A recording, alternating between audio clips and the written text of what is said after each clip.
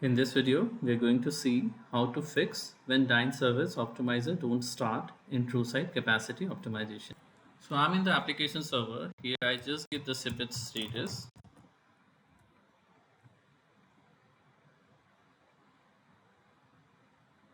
and see the Dynservice Optimizer is in stop mode. Now to fix it, we have to check a file by giving the ls-l command in the TSCO home directory, and the file is the Dynservice registry env.sh. So I'll just do the vi here.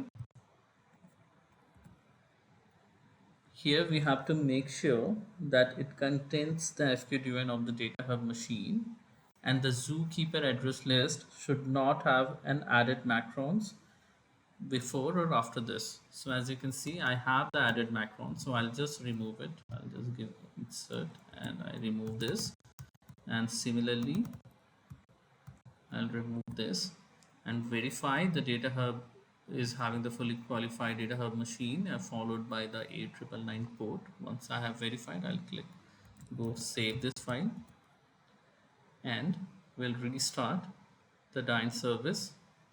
So we'll start Dynservice Optimizer here. We'll give snippet start Dynservice Optimizer. We'll hit enter. It says done. To verify, we'll give snippet status.